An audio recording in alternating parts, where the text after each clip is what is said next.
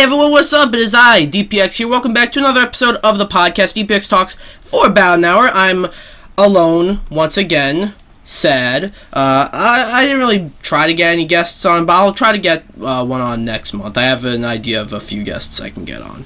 But this time I'm alone, as I just said, and we got some stuff to talk about. I actually had like a good bit of stuff to talk about, but then a lot of stuff happened within like the world of video games and movies and television that kind of like changed the topics. Like, for example, I had a whole like discussion I wanted to do about Deadpool 3, but you know, now the discussion is going to be a little bit different because of the strike that's happening. I'll get into that later. The big thing, the thing that will, you know, I will spend probably the most amount of time on is the Microsoft Activision deal and Microsoft winning the FTC or CMA court case. Limited Run Games had a showcase and they got some stuff announced. I'm going to be talking about Exoprimal. I said I was going to review it, but I don't want to make a video about it. That should tell you what I think about it. There's Superman Legacy has some casting. There's rumors of a Last of Us Part 2 remaster. All that and more we'll get into on DPX Talks for about an hour. But we'll start with some briefer topics.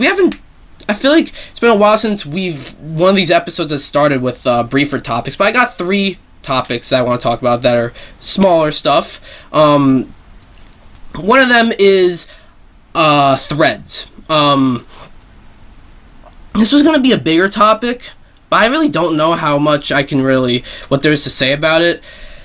Like, enough for a big topic, and Threads, if you don't know, is Instagram's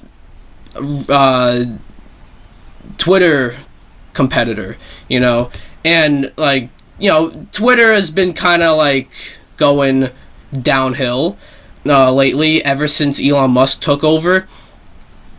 Can I just say, for someone who's as rich as he is, with the amount of resources, with the amount of money, and basically everything in the fucking world, he is really fucking stupid he really showed how stupid he is when he's running Twitter. You know, putting a fucking rate limit, and I was talking to my brother about it, and he goes, come on, you scrolled, he's basically acting like it's not that big of a deal. It's like, why is there a limit, you know? But yeah, going on Threads, at least not yet. This could definitely change. It's not that toxic on there, you know what I mean? It's still not perfect. You know, I've seen some people say like this is the Twitter killer. Other people say this is the Twitter competitor that no one really asked for. It's like, I feel like I've heard people asking for a competitor to Twitter because it hasn't really had much competition. You know, it's kind of like YouTube. YouTube's kind of, there's not really, like, people want to say Rumble, but like, come on, I know a lot of people who listen to this show and watch my videos aren't like too familiar with all the video game movie shows and also like social media stuff. A lot of you watching and listening do not know what Rumble is. I'll tell you that. You know who you are. And if you know what Rumble is, I'm not talking about you. I'm sure you know who you are when I say you don't know what Rumble is. But Twitter is similar. Like, there was no competition to Twitter. You know, now there is. You know, we had Facebook, but Facebook, I guess Facebook was like Twitter, but now Facebook is kind of just like, you know, I don't mean to be like this, but Facebook is kind of for like old people now, you know, and it's just different from Twitter. There was Instagram, but Instagram's just not what Twitter is, you know. Instagram is, you post photos, basically. Threads is almost like, Threads is Twitter, and it's a lot less toxic, and you know, it doesn't have the fucking dumb bullshit that Elon put on. Is there like verified accounts on Threads? I don't know if there is or not, but yeah, I'm still using both. It's gonna take a little bit more time. Like, I can see Twitter Twitter is more likely to crumble first than Threads, obviously. And if that's the case, I'm jumping to Threads, you know. And I'm already on Threads, by the way, so go follow me, DPX Solo. And yeah, it's just interesting. I feel like if there is anybody to have to like be able to rival Twitter, it is probably Meta. I'm surprised that I'm fucking rooting for Mark Zuckerberg here, because he's, you know, it's fun to root against him because he's like a rich millionaire, but like Elon Musk he's just shown that he is really fucking stupid. I feel like the Zuck at least knows a little bit what he's doing, but like I can't believe I'm praising Mark Zuckerberg, but whatever. Next thing I want to talk about is other internet stuff. Don't worry, this isn't really like an internet social media podcast. I mean, it is on social media, but we don't really talk about stuff like that. But like, this is something that a lot of people have been talking about, and it's still kind of going because there's still more and more things that keep coming out about this woman, Colleen Ballinger. A lot of you guys might know her as Miranda Sings. I never watched her, but like I've known of her, and then there are times where like she's a complete afterthought in my brain, and then she gets brought up, and it's like, oh right, yeah, she exists, you know, and she's existed on this on YouTube for like 15 years. I'm not gonna. This is a briefer. Normally, this is big enough for like its own topic, but I'm not gonna make this a big topic because everyone who has already like had stuff to like. First, it's weeks old. But like, basically, she was. Yeah, do I even need to explain? She had like group chats with her underage fans, which was oversharing, and she sent like an underage fan like a pair of underwear or some shit. You know, that was that's really weird. And so she made, a lot of people are calling it an apology video. To give her the smallest bit of credit, the video is not called an apology video, and it's also, you know, nowhere in the video does she say sorry, which I guess makes it a bad apology, but I don't think it's supposed to be an apology video. So I can't call it the worst apology video in the world because I don't know if it counts, but if it does count, it is without question the worst. Like, can I just say, I've kind of recently I fell down a rabbit hole of YouTuber apologies, you know, because I find them really fascinating. That's like it's basically like its own category of YouTube, you know, and so, you know, there are some really bad ones. This one, if this counts, because I'm not sure if it counts, but if this counts, it is the worst by far, like without a close second in sight. You already know, she took out the ukulele and basically just said, like, you know, all this stuff I'm being accused of is bad, but nah, you're wrong, I didn't do that, and does not show any proof to, you know, and it goes on for 10 minutes. She doesn't fucking stop. Goes on for 10 minutes. It's like, I never watched this, by the way. I watch people like, there's so many videos about it, and I watch those. It's, and then more and more stuff come out about her.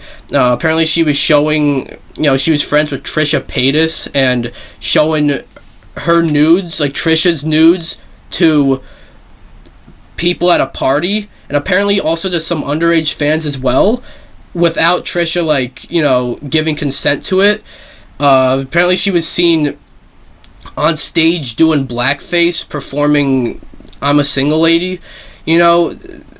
More and more stuff keeps coming out about her, and you know, that ukulele video, if she took a different approach and actually owned up to her mistakes, we'd be singing a different tune. Maybe like all this other stuff wouldn't be coming to light, you know, because she's accepting accountability. But no, so like, she can retire, and I think she'll be fine monetarily, but like, her reputation is finished, you know. There's no coming back from this. So yeah, everyone has said everything there is to say about it, about her. Crazy. One of like the, like, I feel like she was one of the YouTube titans, right? She even has her own terrible Netflix special, you know. But now she's now she's gonna be remembered for this, the shitty fucking ukulele apology video, Yeah. One last thing I want to talk about real quick is, there is... I remember, it was almost a year ago. I actually remember there was leaks and rumors of EA making a Black Panther game. And, I forget who the developer is, but EA making a Black Panther game. And, I was going to talk about it on this podcast, and then I spent so much time talking about Phase 5 of the MCU, so I never got around to doing that, But, I feel like we haven't heard much about it since, and then we heard, the confirmation of a Captain America Black Panther World War II game. I kind of thought that was the Black Panther game, but no, that's a different thing. As now, EA is coming out with a Black Panther game, and it's being developed by Cliffhanger Games. I'm not too familiar with Cliffhanger Games. I'm actually going to go look up what they did. Because I'm going to be honest, I've never heard of them.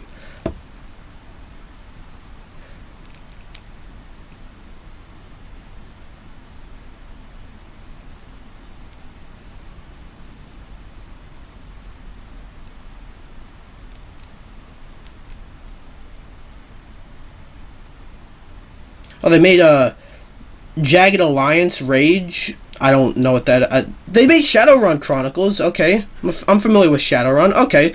So, yeah, a developer I'm mostly not familiar with, but, murmurs of this being an open-world Black Panther game. I feel like Black Panther, I feel like, having Wakanda as this big open world, I feel like that is a good idea. I did see this graphic, though. This kind of brings me to my issue with this. Not particularly this game in particular, just... I'll explain in a minute. I did see a graphic that has, Spider-Man 2 being done by Insomniac. Wolverine being done by Insomniac. Iron Man being done by EA Motive. The Captain America Black Panther World War II game being done by, I forget, and now Black Panther being done by EA and Cliffhanger Games.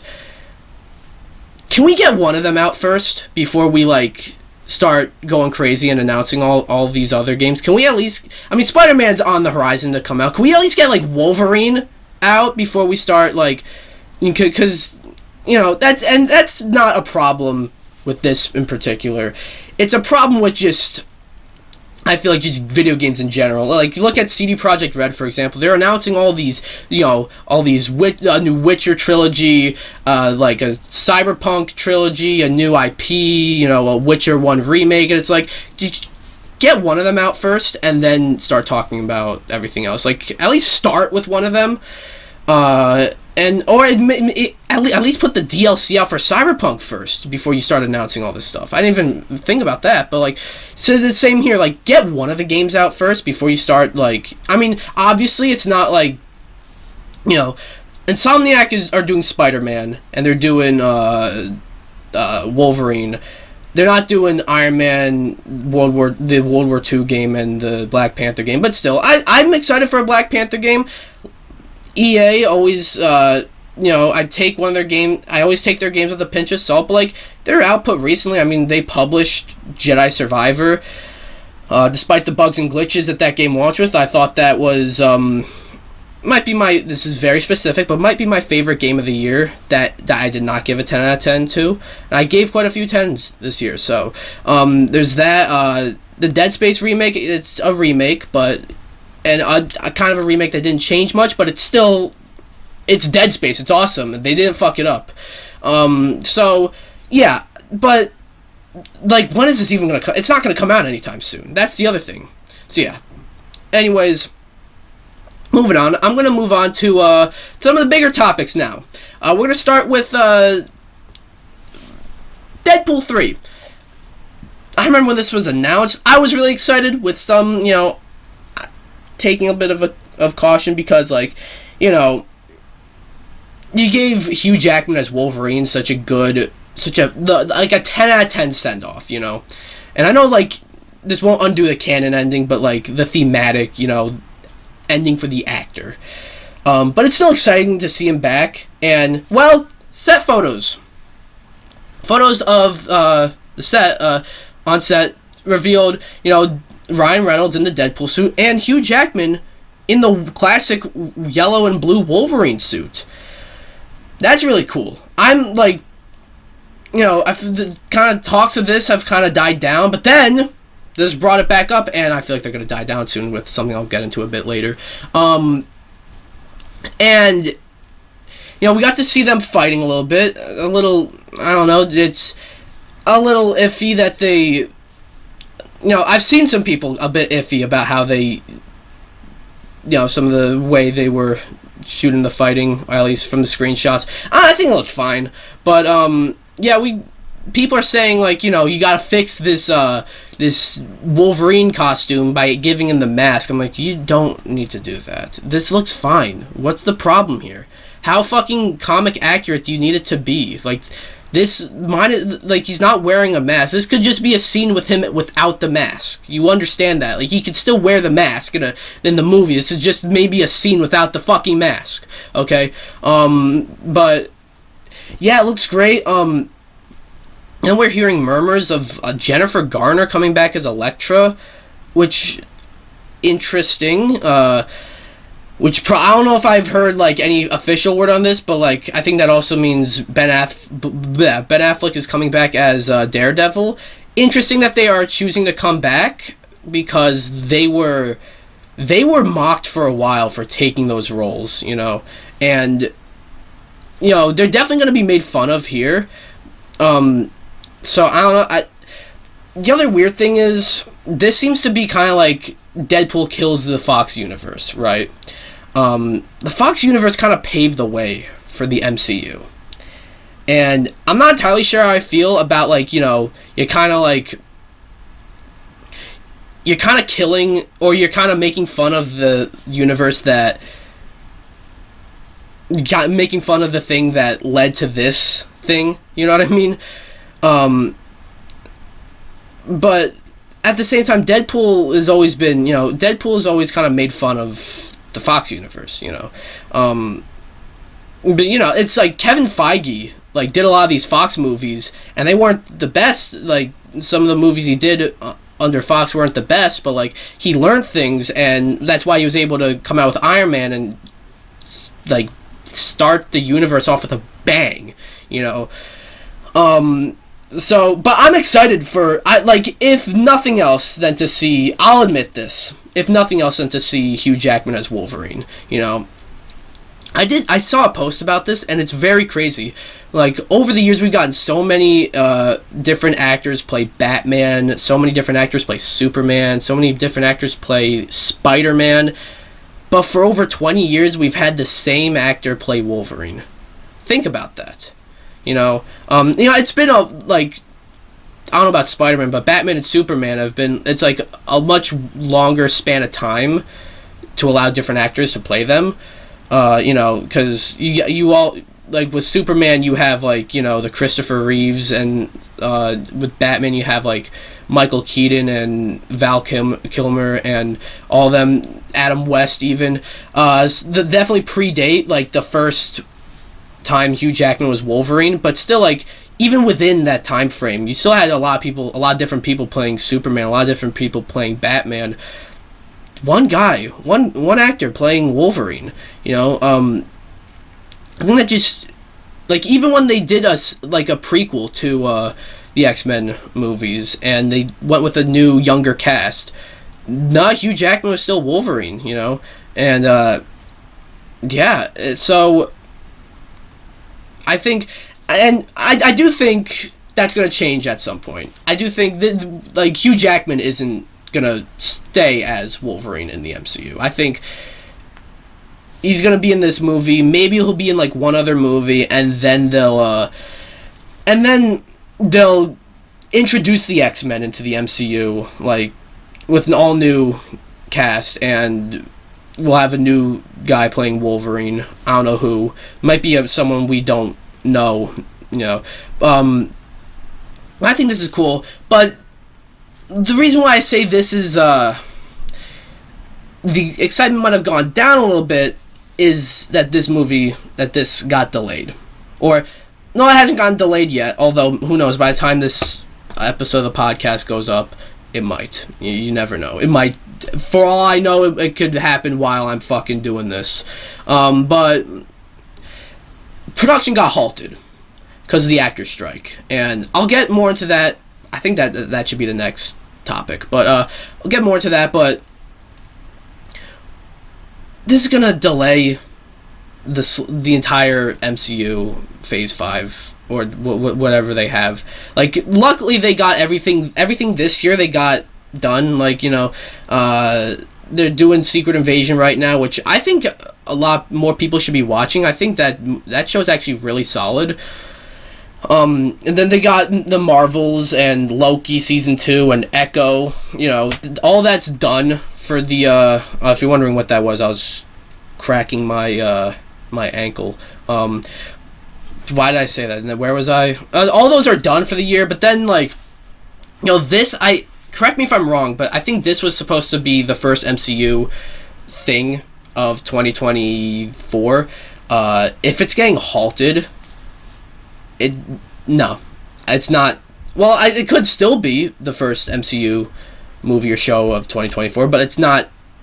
It's not going to come out on my birthday. That would have been so cool having this come out on my birthday, but whatever. It's not happening. Unless they can get a deal soon, but yeah, it's just. And if you have to push back one MCU movie, gotta push back all of them. You know, and poor Blade has been pushed back so many times. It's a cursed movie. I think this might be, no pun intended, I think this might be the final nail in the coffin for Blade. How's it survive yet another delay? I don't know. So, moving on to the thing I just said we were gonna talk about next. A while back, it wasn't last episode, but it was 2 episodes ago. When I had my friend Griffin on here. Shoutouts to Griffin. We talked about the WGA strike, or the Writers Guild of America strike. As they suggested, you know, they negotiated like higher pay or whatever, and the studios basically just told them, go fuck yourself, and they gave them a deadline to negotiate or else they're going on strike. No negotiation happened, they went on strike, and a lot of movies, more so shows, but movies as well, have been getting halted, because, sorry, I thought someone was there, because you don't have writers, and luckily there are shows and movies that have been written already, and they're just about to get shot, but, like, you know, writers are still important to be on set. You know, maybe something written on paper doesn't quite work out so well when it's performed. You know, maybe this joke doesn't sound, it sounds a little weird out loud, so the writer can maybe think of something else, but you can't do that without the writer on set.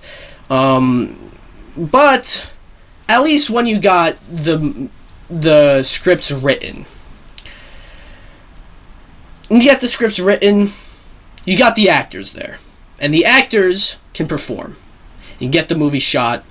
Oh well, some things don't work so well. The director has to think of something, or you go with what doesn't work, unfortunately, which, even though it is not the right call, it is a call that happens. But people are saying if the actors go on strike, every movie, every show that is not, like, in the can, that's not done shooting or writing, is fucked. The actors went on strike. And this marks the first time the actors and writers were both on strike together since, I think, the 60s. And correct me if I'm wrong, but I think I heard this. I think the 60s was when Ronald Reagan was president of the Screen Actors Guild. Okay, not of America. Of SAG. I want you guys to think about that. It was the last time this happened was before Ronald Reagan was president of the United States. He was president of the Screen Actors Guild. Think about that. So yeah, looking at the Washington Post, TV and film actors have finished their first day on picket lines in... Okay, well, I think this... I'm, like, kind of incompetent here. I should have... I was supposed to, That's kind of like the aftermath of the strike. You know, kind of like one day in. I'll be right back. Alright, we're on CNN Business.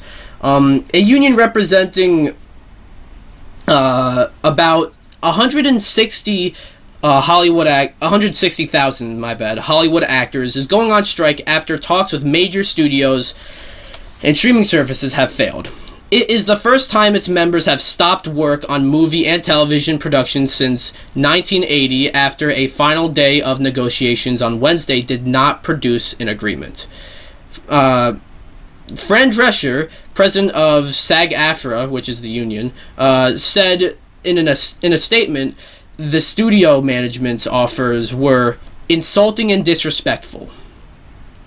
And to quote her again, the companies have refused to meaningfully engage on some topics and on others completely stonewalled us, she said. Until they do negotiate in good faith, we cannot begin to reach a deal. The union said that its governing board unanimously approved a strike after the negotiating committee had recommended it Thursday morning. Actors are due to hit picket lines in New York and Los Angeles at noon Eastern Time on Friday. That was 2 days ago at the time of recording. At a news conference at the union's headquarters in Los Angeles, Drescher said the union would not accept changes to the contract that do not match up to the changes happening in the industry. To quote her again, we are not going to keep doing incremental changes on a contract that no longer honors what is happening right now with this business model that was foisted upon us, she said at the news conference. What are we doing? Moving around furniture on the Titanic? It's crazy. The union's rank and file members had already voted 98% in favor of authorizing a strike. The body representing studios and streaming services said it was deeply disappointing in the decision to strike, saying it had offered historic pay increases. And then a quote we got, rather than continuing to negotiate, SAG AFTRA has put us on a course that will deepen the financial hardship for thousands who depend on the industry for their livelihoods, said a statement from the Alliance of Motion Picture and Television Producers, or the AMPTP. News of the upcoming strike action comes after a 2-week extension of the union's contract expired. A federal mediator requested by management and approved by the union joined the final days of talks. Okay, so there's more to it if you want to read. Go ahead, it's on CNN Business. Basically, you get the gist. It kind of happened the same way the writer's strike happened. Negotiations were not met. The actors thought that the pay that was being offered was not reasonable, and they gave the studios a deadline, and if they didn't meet that deadline, they go on strike. Didn't meet that deadline, they went on strike.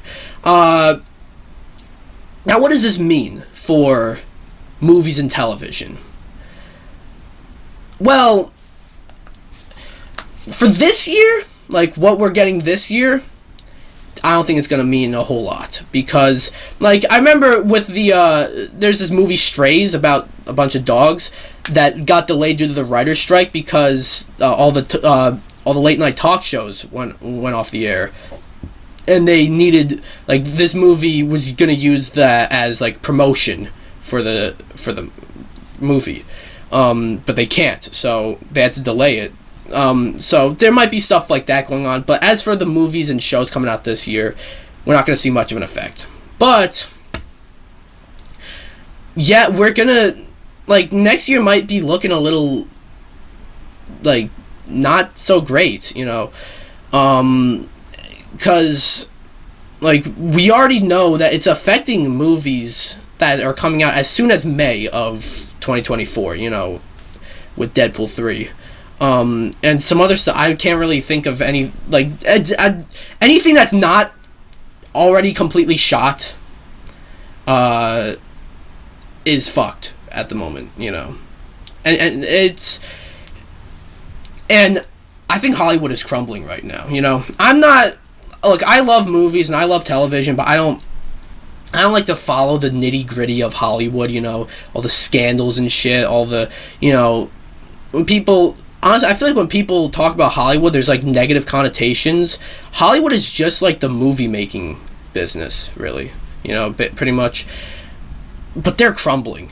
You got the actors and writers going on strike. Like, they struck a deal. This didn't get talked about that much because it wasn't a disaster. They struck a deal with the Directors Guild, right? Or union. I forget what they're called, but they struck a deal with them.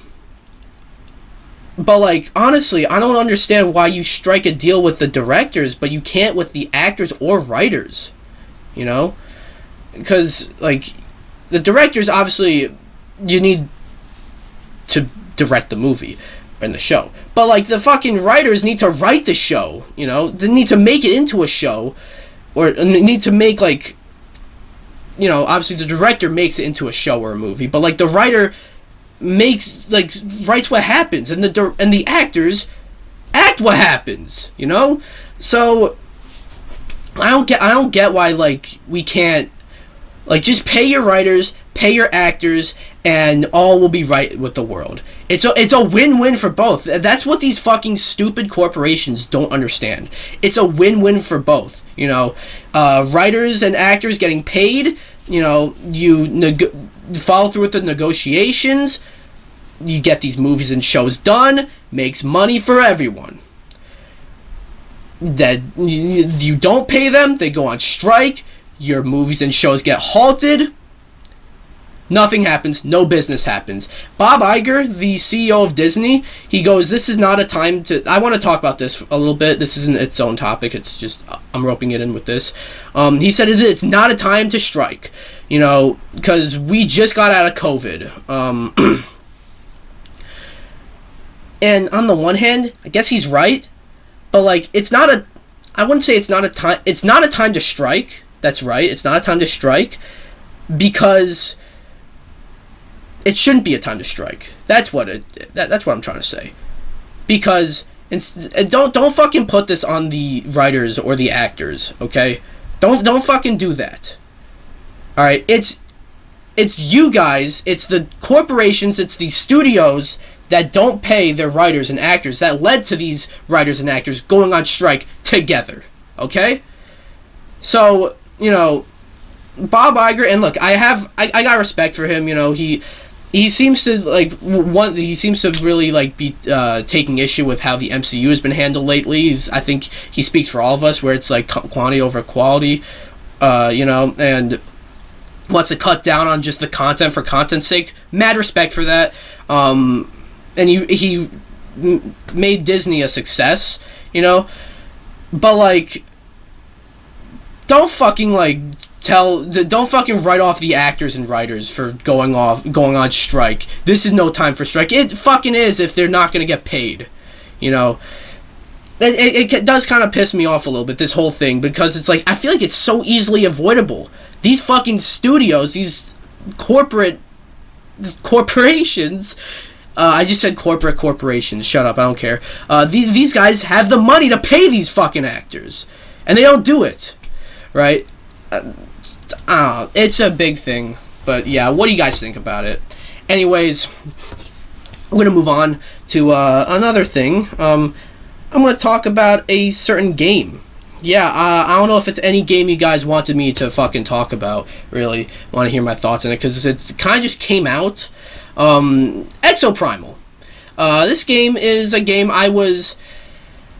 I'll be real with you, I did not give a shit about it, despite the fact that it seems like a Dino Crisis spiritual successor. Also, and by spiritual successor, I mean this is definitely not Dino Crisis with robotic dinosaurs. Definitely its own thing, we swear. I didn't give a shit about it, but after I got my Xbox, got Game Pass, so I was coming to Game Pass, I'm like, I'll try it out. Played it, and look, going in, I hate to have like a pessimistic attitude about a game before I even play it. Like, I tried my best not to have my mind made up on a game before I play it. Same goes with movies and shows. I try to leave my expectations at the door. So go into it with a clean slate, and then you make up your mind after you play the game. I was thinking though, this game's not going to be bad, not going to be the worst thing in the world, but it's not going to be that good. And yeah, playing it's not that good. Now, but it's not the worst thing, It's not a catastrophe, it's not a train wreck. It's probably one of my least favorite games of the year, but to be fair, I haven't played that many games that I didn't like. This year's been a fucking banger year for gaming. This is like one of 3 games I played this year that I didn't really like. 4. There's one that I barely played, to be honest. But I will say it looks great, and it seems very polished. I can't say this one was like a rushed game. Maybe content wise it was rushed, but I can't say this game was rushed when it comes to the actual technical and the technical side of things and how good it looks. This definitely was not rushed. It's just Capcom, by the way. They put out 2 bangers this year. Resident Evil 4 Remake, Street Fighter 6, 2 games I gave a 10 out of 10 to. This game, you can tell the polish. It might have a similar level, I don't know about that much, but you could say it has a near similar level to of polish to Street Fighter and Ari. The game's boring. It's so boring. All you do is go around as a mech, shooting up dinosaurs, AI dinosaurs that spawn out of a portal, and at least where I am so far, every 2 fucking seconds you have to reload. Okay, I know there's upgrades and shit, but even some of the games I play where this shit happens and you have to reload whenever you use it's not to the extent of this. This is fucking ridiculous how much you I swear to God, you hold the trigger down for 2 seconds. I'm not even kidding. Okay, 3 seconds maybe. I'm not even kidding. You have to reload. It's so annoying. That's there. There's also it's kind of a small complaint. It's not that big of an issue I have, but there's a button you can press that sets a tracker, and sets a tracker for your objective, except it doesn't fucking do that. It just sets the tracker wherever the fuck you're pointing. I don't know how to describe what I just said, and I'm not gonna bother. But the story is also so boring. I don't even know what to what do you even make of the story? I ended up skipping the cutscenes a lot. It was really boring, and they just take it so seriously. You got fucking AI robotic dinosaurs coming out of a goddamn portal from the sky, and you're a bunch of giant mechs shooting them. It's you're not gonna have fun with that. That's the thing about Exoprimal. I guess going into it, it wasn't really clicking with me. All the trailers and stuff weren't really hitting for me necessarily, and I wasn't really able to figure out why exactly. But I think it's it's just so characterless and just so boring and lifeless, and not even that colorful. It just looks hyper realistic and not in a cool way, but like, you know, Street Fighter 6 and Resident Evil 4 remake, the two other Capcom games they made that came out this year, all of them do look they look photorealistic, for fuck's sake. But like, they still look cool and all. Like, Street Fighter 6 is like insanely detailed and has like, you know, is all colorful but also looking kind of photorealistic. Resident Evil 4 remake is all dark and, you know, grim, and the lighting is like dim and all that, but like, you know, it's still it's photorealistic, and that's what it's supposed to look like. And I guess Exoprimal is supposed to look photorealistic, and it does. Again, visually, on a graphical standpoint, it looks fantastic. But like, it's just so lifeless, I feel. And it's so boring that there's nothing to do in the game. Like, I didn't play the beta. I was told if you played the beta, you've played the fucking whole game, you know. Yeah, I was gonna review this game, but I don't like. I had it on here. I talked about it on here because it's like, how do I make a review out of this game? I'm telling you, it's really boring. If you have Game Pass, I can't recommend you even get it if you have Game Pass, because it's like, what the like, I mean, it's not like it's not insulting that it's $60, you know, but like, I mean, what is there to say about it? I don't know. It's just one of those games where it's like, you know, it's not frustratingly bad or anything like that, but it's just a nothing burger. I think that's my one word review to describe Exoprimal. A nothing burger. A nothing burger of a game. So yeah. Moving on to another topic. We still got quite a lot. Other video game news. We got a certain game got leaked. Yeah. And it's not a game that I'm happy about, but I'll get into it. I'm not like opposed to the idea of this, to be fair, you know. But all right. So, The Last of Us Part 2, or we'll say Last of Us Part 1 was or the remake came out. I wasn't the biggest fan of them doing that, because I felt like The Last of Us on PS3 is a perfect game. Maybe not perfect, I use that term loosely, but like, a lot of people like to shit on that game now because The Last of Us Part 2 came out and kind of soured a lot of people on the franchise. But let's not The Last of Us, the first game's, it doesn't change what happened in the first game. The first game's amazing, you know. And just a year later, it got a remaster on the PS4. Now, normally that's like, okay, the game just fucking came out. Why are you doing a remaster already? But like, the PS4 was not backwards compatible with the PS3. So like, that was a way to make Last of Us playable on the PS4. Well, it seems like they're doing that again, you know, with The Last of Us Part 2. And, like, Last of Us Part... I just want to mention real quick, The Last of Us Part 2 is a weird... This whole thing is weird. How it's like, it's such a divisive game, but all the critics gave it a 10 out of 10, saying it's one of the best games ever made. And, like, at the Game Awards, it won, like, I think it was, like, 7 out of the 10 awards it was nominated for, including Game of the Year. How could such... It's like such a I'm not going to say it's all bad. You know, a lot of people like to spin that narrative and say that this game did nothing right. The gameplay is great. The game looks amazing. You know, the performances are definitely great. The story's just not that good, you know. You know, Abby, I think, is not a likable character. I was never able to, like, get behind... Understanding her motives as to why she killed... People watch The Last of Us show. I'm not going to spoil it for you, but actually... but, like, you get...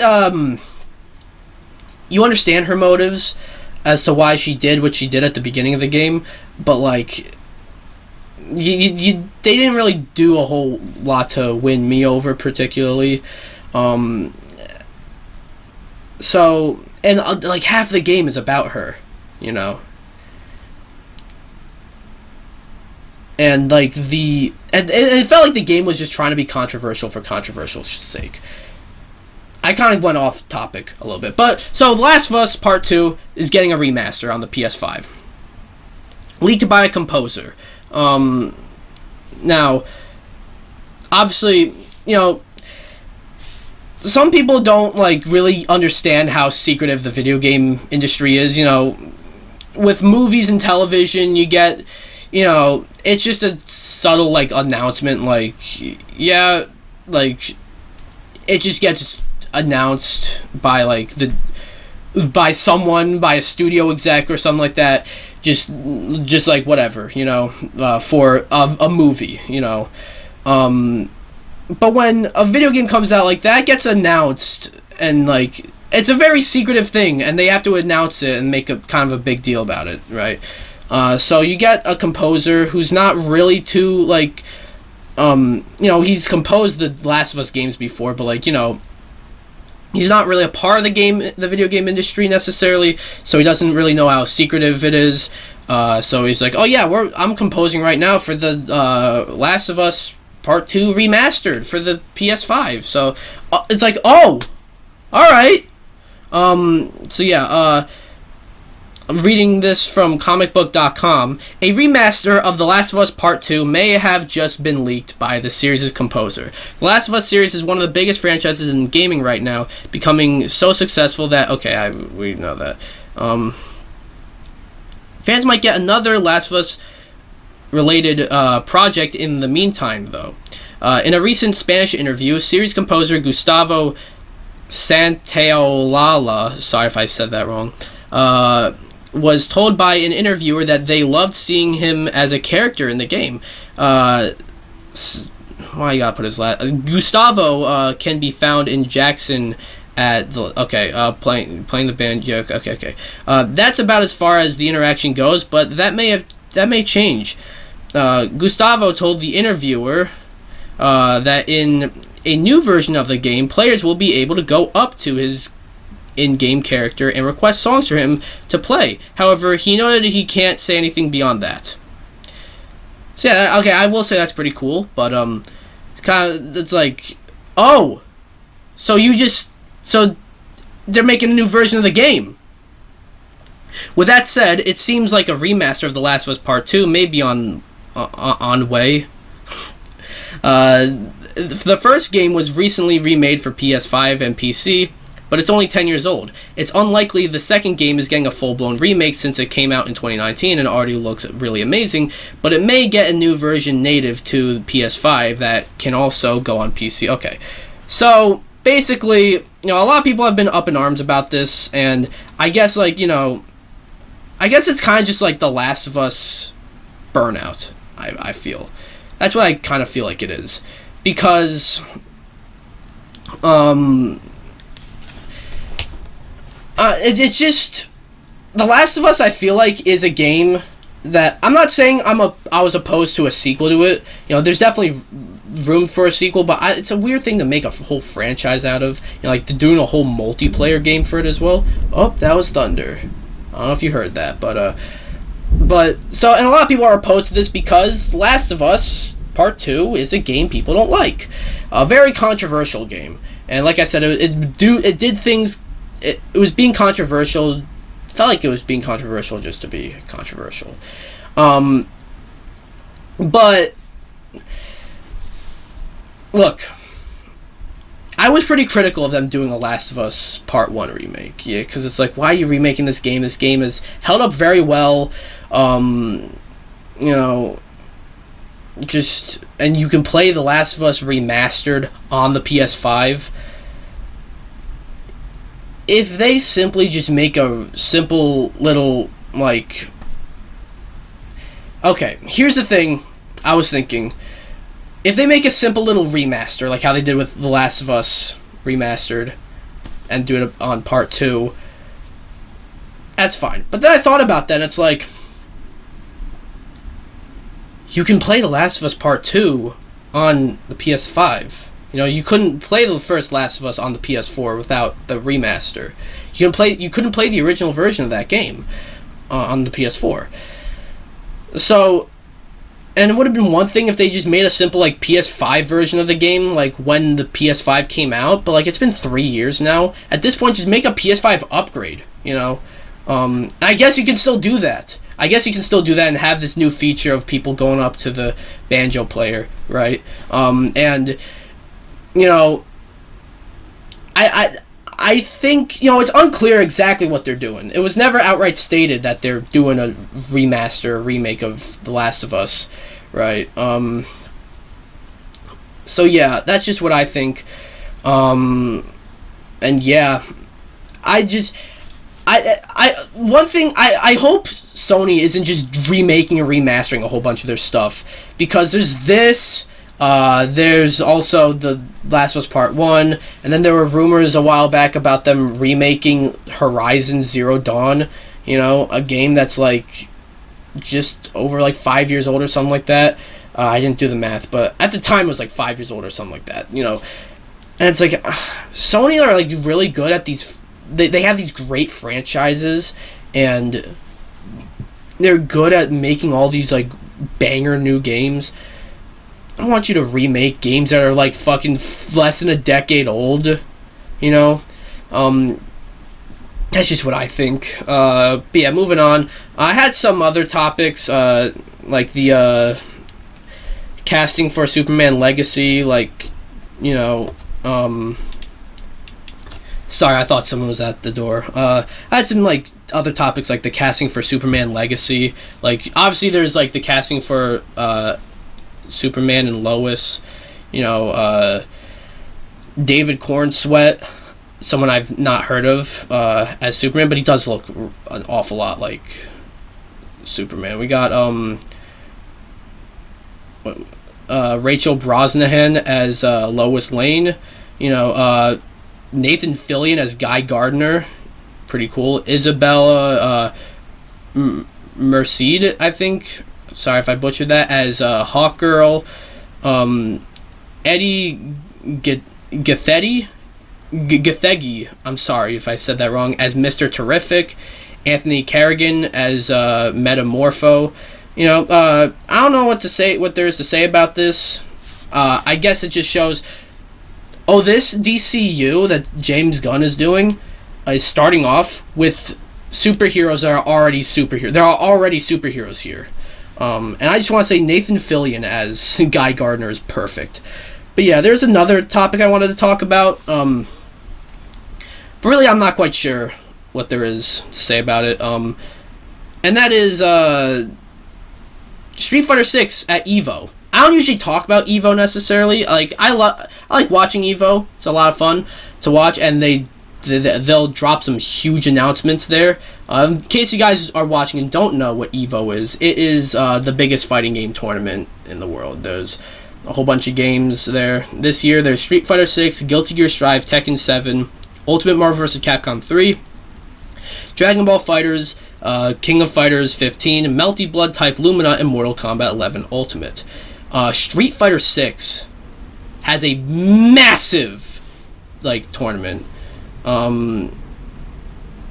Like, it has a fuck ton of people, and, like, the most people that have ever been in a, like, I think this might be the, correct me if I'm wrong, I think it's the biggest fucking EVO tournament ever. And I think that just shows you know, just how big Street Fighter 6 was, you know. And this is ushering in, like, a new age of fighting games, you know. Like, with Street Fighter 6, and that came out, and Mortal Kombat 1 coming out, and then sometime next year, most likely next year, Tekken 8 is going to come out. We might even get a release date for Tekken 8 at EVO. And then also getting Project L sometime next year, probably. You know, there's a lot of hype behind fighting games, and Street Fighter 6. Well, Street Fighter, I always thought Street Fighter was, like, the #1 fighting game franchise, but you look at the chart of the highest selling fighting game franchises. #1 is Mortal Kombat. I guess that makes sense. Number 2 is Smash. I thought Smash would be number 1, but I guess it makes sense because Mortal Kombat's been around longer. Number 3 is Tekken. And number 4 is Street Fighter. Tekken sells better than Street Fighter. I find that... I'm actually quite surprised by that, but, I guess, like, the most iconic... I don't even, like... No, okay, the most iconic fighting game character is Ryu and Scorpion, okay? They're equally iconic. So I guess it's just... But going back to this huge tournament for Street Fighter 6, I think this just shows just how big Street Fighter 6 has been, you know? So yeah, I don't know how much there is to say about that one. But, so yeah, I'm gonna move on to the second to last topic today. Limited run games! Now, if you know them, they make a whole bunch of, like, limited editions, hence their names, or, like, collector's editions of a bunch of games. They'll make physical editions of many games that are digital only, which is really cool. They do, and they'll even straight up make, like, they'll remaster games and a whole bunch. They had a showcase, limited run saves E3 Summer Games Showcase. You thought the summer gaming showcases were done? They're not. In fact, I thought they were done. And then, as with last episode, when I did a whole tier list, and then soon after a Nintendo Direct happened. If you're wondering where that would go on the tier list, SS tier. This, I think also S tier. Maybe not SS, but S tier. It's on par with, might be better than the Xbox One. But I'll just go over everything on here. I'm not going to, like, go in depth about them. Some of them I'll talk about, but we got Castlevania Advanced Collection, like getting a physical release and like with a bunch of different covers. You can choose which cover you want. That's pretty cool. Lies of the what the fuck is wrong with me? Rise of the Triad Ludicrous Edition, pretty cool. Kumaju. I'm just gonna... You got the TMNT soundtracks, which is cool. Roller Coaster Tycoon 3 Complete Edition. Mix Teasing. Shantae Advance Risky Revolution. Now, this one's interesting. Because this one... My ass hurts, by the way. I've been sitting in this fucking chair for, like, about an hour. But, sorry about that. None of you asked. But, Shantae Advance Risky Revolution. This one is interesting... because it was a Game Boy Advance game that they worked on, was complete, but never finished it. It was never finished. But they're going to release it now. They're releasing it for the Game Boy Advance. Like, they're releasing a Game Boy Advance cartridge for it. That's amazing. It's not coming to modern consoles. It might eventually. But, like, they're releasing it for Game Boy Advance. I think that's really cool. So that's amazing. I might be reviewing a Game Boy Advance game in the year. I think it's coming out 2024. So in the year 2024, crazy. There's Chicory, pretty cool. Arzette the Jewelod Faramore. I don't know how to really, but like I saw some footage for that. That looks really cool. This next one, okay, just has me... It's a problem I have with limited run games sometimes. Plumbers Don't Wear Ties Definitive Edition. Alright, for those of you guys who don't know who Plumbers Don't Wear Ties is, it's this game on the 3DO. What's the 3DO? Don't worry about it. It's this shitty console. But, it made a big deal about how it was full motion video, that's at a certain point. That's what the future of video games was said to be. All the cutscenes were full motion video with actors and acting out scenes. Fucking instead of actual cutscenes. And a lot of them were bad. You look at Night Trap. But Plumbers Don't Wear Ties was like god awful because it wasn't full motion video. It was a bunch of screenshots with voiceover instead of videos. And so like a lot of people say it's like so bad it's good. Night Trap is a game that's so bad it's good. That's the FMV game that is the father of all FMV games. It's so bad it's good. This one, is terrible, and nobody was asking for a fucking Plumbers Don't Wear Ties Definitive Edition, right? No one was asking for this, and limited run games are making it for some. Like, who's gonna buy this? Okay, actually, I did just say some people say it's like so bad it's good, so people are gonna buy this, but no one was asking for it.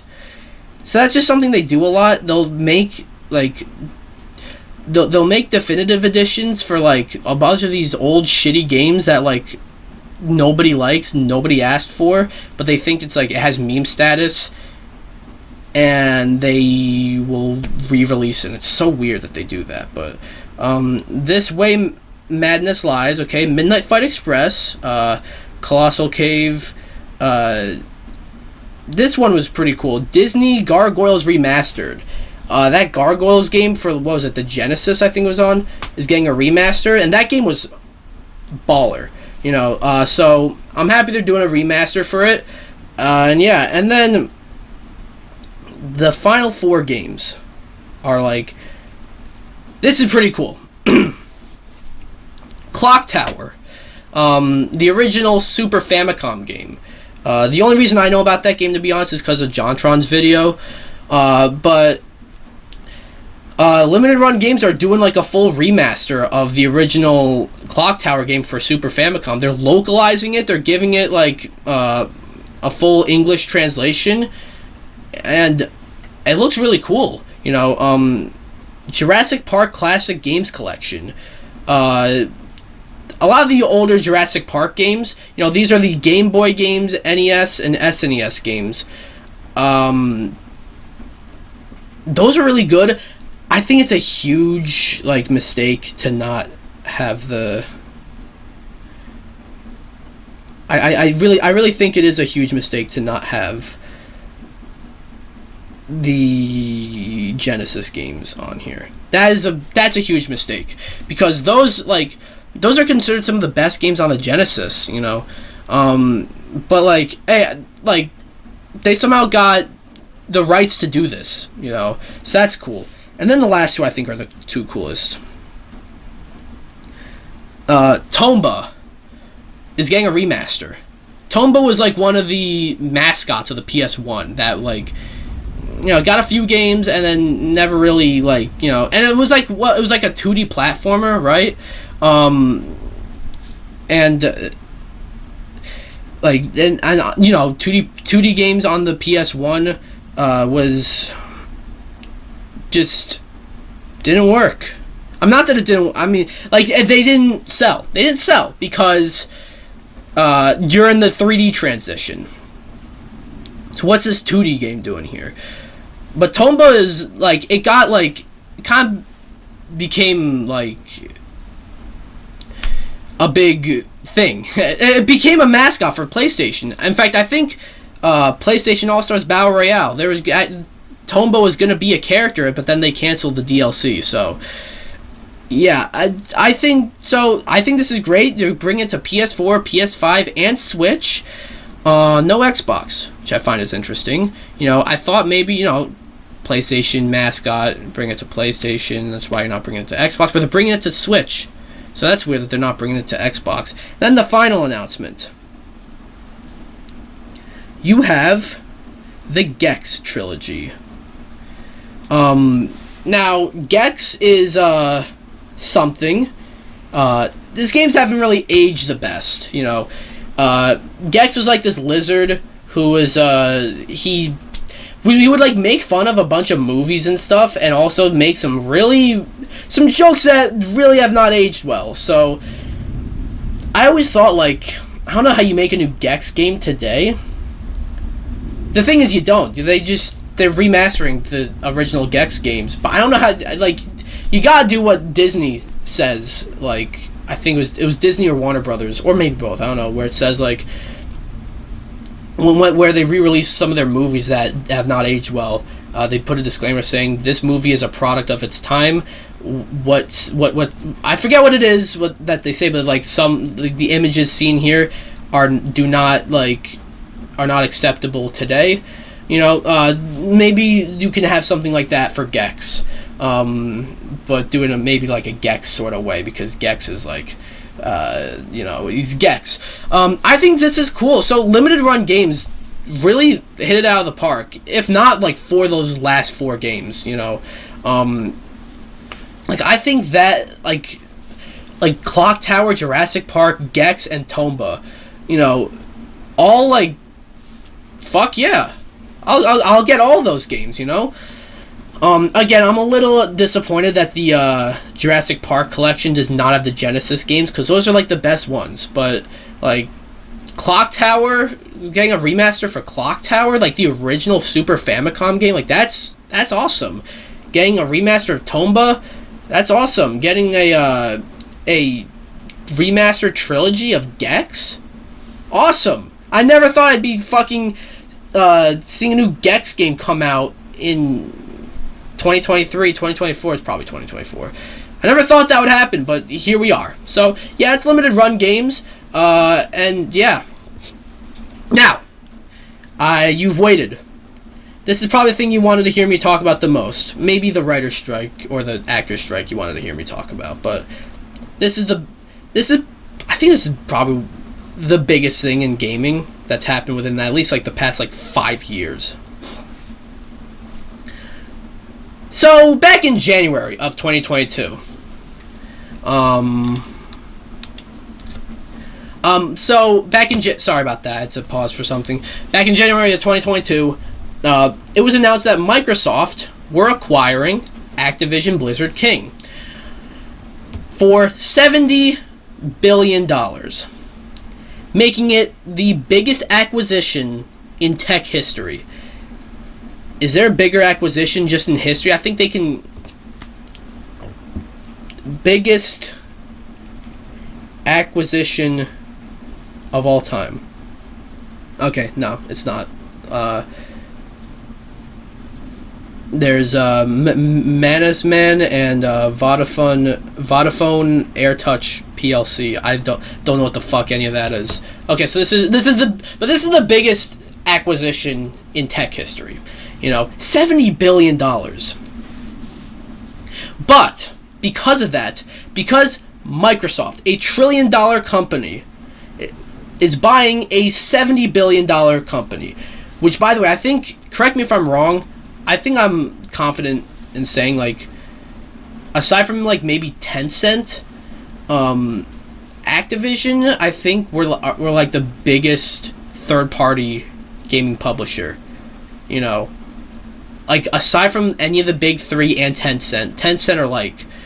Tencent can probably make their own console, honestly. They're that big. But aside from... And even, I think Activision might actually be, like, in terms of, like, a big corporation, Activision might actually be bigger than Nintendo.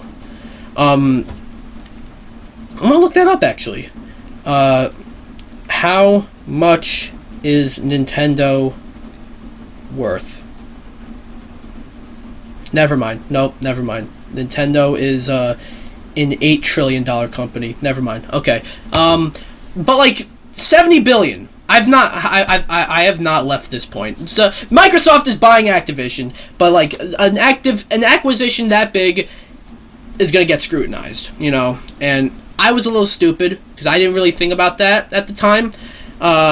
Like, okay, yeah, they got this graphic up. I didn't really understand how acquisitions work, but the FTC and the CMA and Sony and UK regulators and fucking everyone possible took Microsoft to court to fight this acquisition.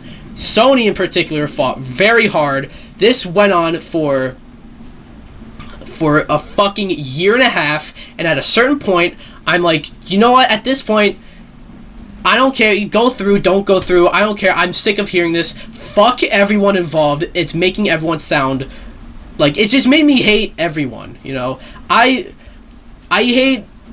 don't want to say hate, but, like, it's made me annoyed at Microsoft, made me annoyed at Sony, and I'm always annoyed at Activision, so, because, like, you got Microsoft being like, yeah, well, we don't have our own games. We need to pay to win.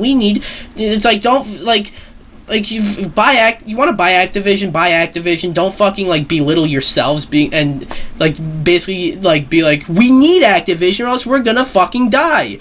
And then Sony being like, well, we don't have anything to compete with Call of Duty. It's not like we just fucking bought Bungie and we now own Destiny, but we don't have anything to compete with Call of Duty.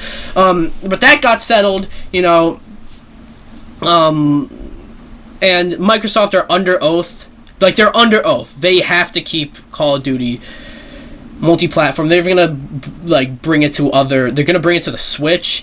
And like, even if they weren't under oath, that would be financial suicide to keep Call of Duty exclusive. Like, it would make like, people would buy Xboxes because it's Call of Duty. But I mean,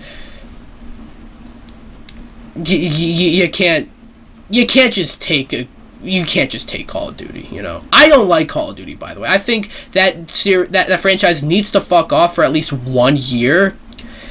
But even I'm like, you can't take Call of Duty away from PlayStation. Like, that's too big of a franchise to just take away from your competitor, right? Well, now it's been approved. So I'm gonna read this article by The Verge. As it says, a California judge is allowing Microsoft to close its acquisition of Activision Blizzard after 5 days of grueling testimony. More like fucking a year and a half of this. I don't know. Microsoft still faces an ongoing antitrust case by the Federal Trade Commission, or the FTC, which, by the way, has been, this is a bit outdated because that's been settled. But Judge Jacqueline Scott Corley has listened to arguments from both the FTC and Microsoft and decided to deny the regulators' request for a preliminary injunction. In a ruling submitted today, Judge Corley said the following: Microsoft's acquisition of Activision has been described as the largest in tech history. It deserves scrutiny. That scrutiny has paid off. Microsoft has committed in writing, in public, and in court to keep Call of Duty on PlayStation for 10 years in parity with Xbox. It made an agreement with Nintendo to bring Call of Duty to Switch. Excuse me. And it entered several agreements to, for the first time, bring Activision's content to several cloud gaming services. This court's responsibility in this case is narrow.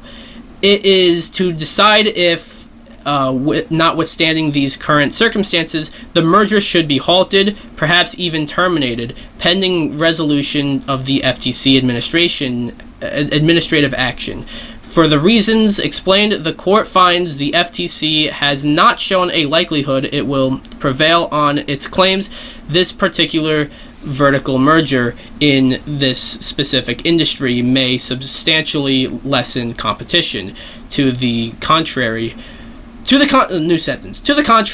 the record evidence points to more consumer access to Call of Duty and other Activision content. The motion for a preliminary injunction is therefore denied. So I'm not a legal expert, but from my understanding, for those of you who are also not legal experts, a preliminary injunction, from my understanding, correct me if I'm wrong, by the way, is basically like you're trying to stop this from going through, so you deny the preliminary injunction, which means it can go through. Judge Corley has clearly sided with Microsoft on its commitments to keep Call of Duty on PlayStation and even extend the game to Nintendo Switch. Despite the FTC challenging Microsoft's cloud agreements, Judge Corley took them into consideration in her decision. The court ruling even agrees with Microsoft in theory about the Nintendo Switch being part of the console market, but also accepts the FTC can reasonably claim it's not. Which is wrong. It is a part of the console market. What the fuck you on about? Judge Corley has also agreed with the FTC that the console market does not include PCs, That's not a console. It's a PC is a separate thing. So there's more about this, but and it's a bit outdated because like it's completely like ready to go through. It's been finalized. The one thing I can say though, I do have thoughts about this. I have been pretty like pro this acquisition, but upon thinking about it, I have some stuff to say. But the one thing I can say though, it's finally over. It's over. We can stop hearing about this. We can stop reporting on this. Next time I'll talk about this maybe like if it lines up. Activision is fully now a part of the Microsoft family. But some positives, of course. Microsoft has more IPs. Not the biggest fan of how they get to pay for those IPs, and not create them themselves. But, they get to... You have more of a reason to buy an Xbox. The other thing is, I don't see in any world that they keep Bobby fuck-ass Kotick around. So, even though he's leaving with a fat paycheck and gonna find himself an island in, like, fucking Malibu or whatever the fuck, his dumbass is gonna be out of the company, and they're gonna do some major restructuring. They have to. Like, they can't... Microsoft can't inherit... Fuck. I'm, like, terrible. Microsoft can't inherit Activision and not fucking restructure them, especially after, like, all the allegations that went down. And also, a lot of people say, like, Microsoft are paying to win. I did just say that, and they're having a monopoly. Activision were looking for a buyer, and Activision, it's not like Microsoft went to Activision. Activision actually went to Microsoft. So that's one thing, Right. So I'm going to give Microsoft a little bit of credit here because I can't quite call it pay to win because they did not seek out Activision. It was Activision that seeked out Microsoft. And there were other companies interested in Activision. I'm sure Tencent could have bought Activision, and I would prefer it if Microsoft bought them. So that's that. It kind of does feel fundamentally wrong having one of the biggest companies of all time, not just video games, just one of the biggest companies, by another one of the biggest companies. Like, let alone within the same industry. Like, it's one thing if Microsoft bought, I don't know, like another major corporation, but like not a video game corporation. They bought a fucking major video game corporation. This is a $1 trillion company buying a $70 billion company. Alright? That is like... The judge was right. That deserves to be scrutinized. I was stupid for thinking. I think I speak for most people if they didn't really think about this. I was stupid for thinking that was just gonna go through, no problem. I didn't really think about that, but that definitely, I don't know. And also, you have like the issue with Microsoft, like, where Redfall came out the state it did. Halo Infinite, like, not nearly as bad as Redfall, but still kind of came out a little bare bones. They have a whole bunch of studios that they just can't quite seem to all get in order necessarily. It's not chaos there necessarily, but it can't really... I don't know, it seems like they're having trouble managing everything they have. Now throw in Activision. You get 3 publishers there. Activision, you get Blizzard, you get King, which is a mobile company. So, and then you have all the other. You got Toys for Bob. You have Vicarious Visions. You have all these developers, right? And so Microsoft, it seems like they have a hard time putting out games with the amount of studios they already own.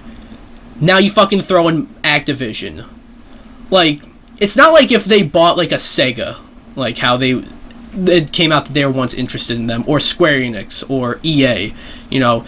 Microsoft at one point did approach each of those, like, all at different time periods. I don't think it was any time recently.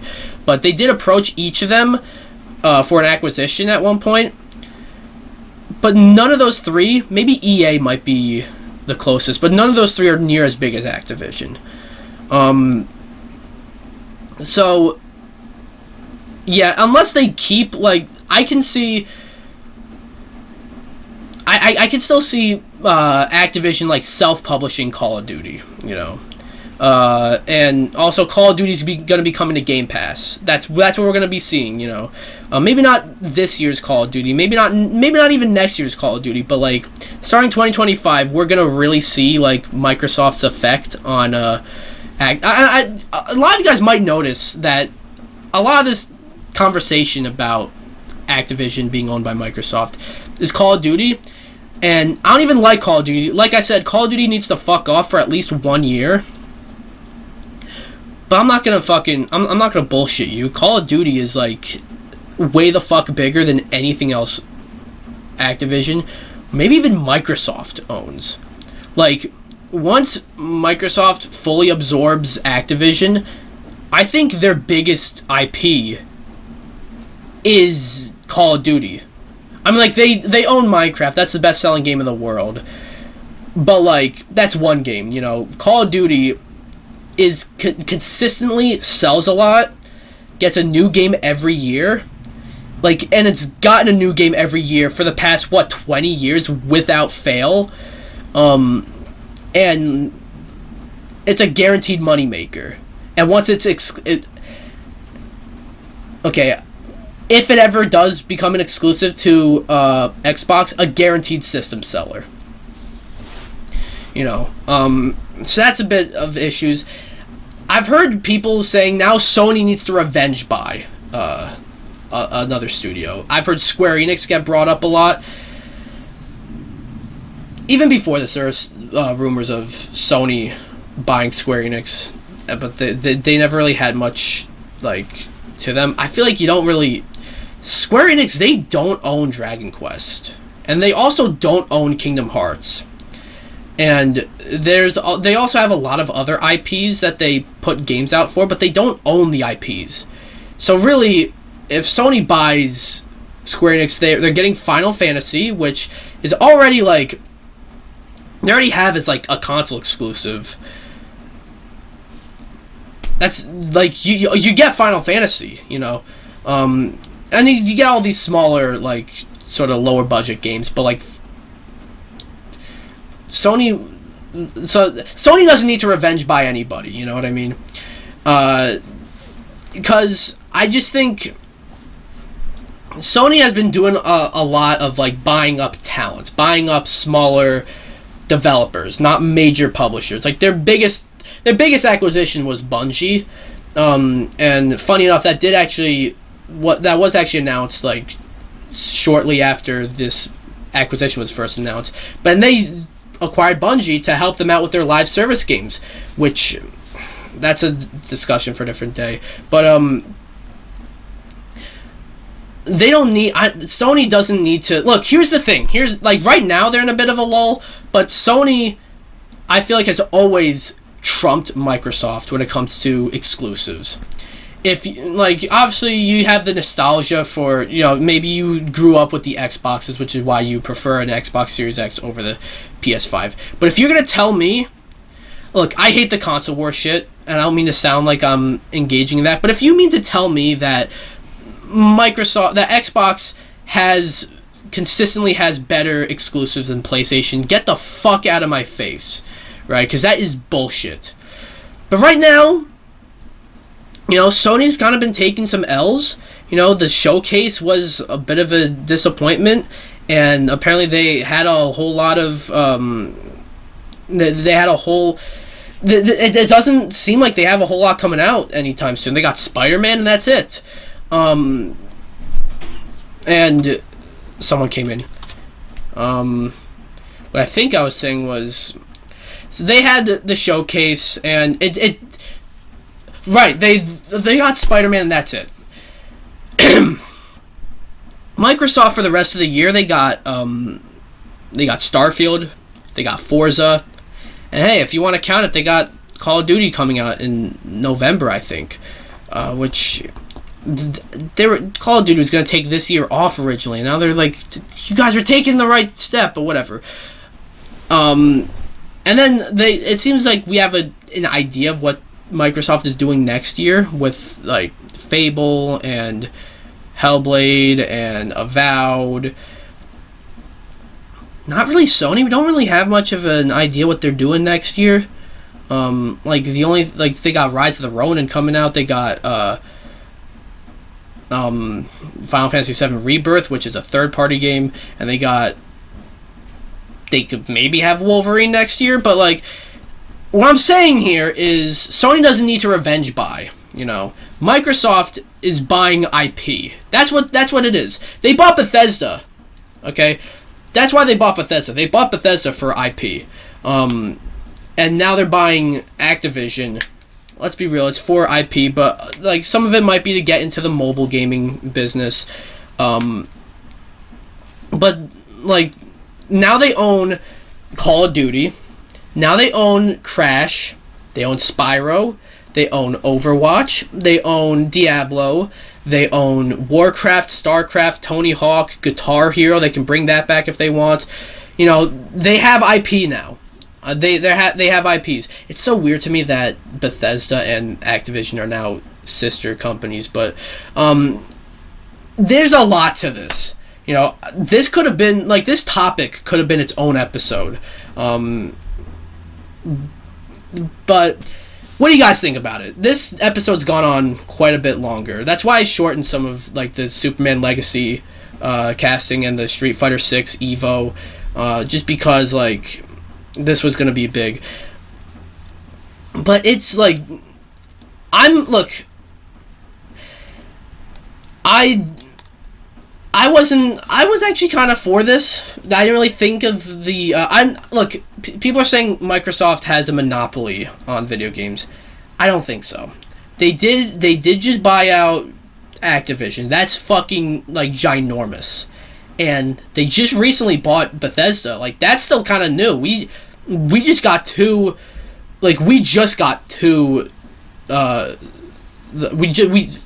our first two Bethesda games under the Microsoft umbrella, and we're getting another one. Like that, like, this partnership, this is just starting, and they're buying another studio. I don't think it's a monopoly, though.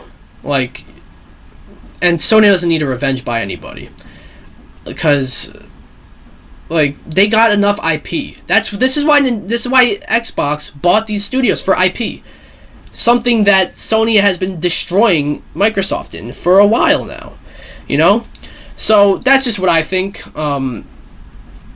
What do you guys think? There's a whole lot. I really want to know what you guys think about this. I was actually going to have a segment where people would call in or send me videos, and I was going to play their videos of them giving their thoughts on this, but no one fucking did it. But whatever. Maybe that could still be its own video if you guys want to do that. Anyways, yeah, that'll do it for this episode of DPX Talks for about an hour. Quite a long one, for the longest one in a while.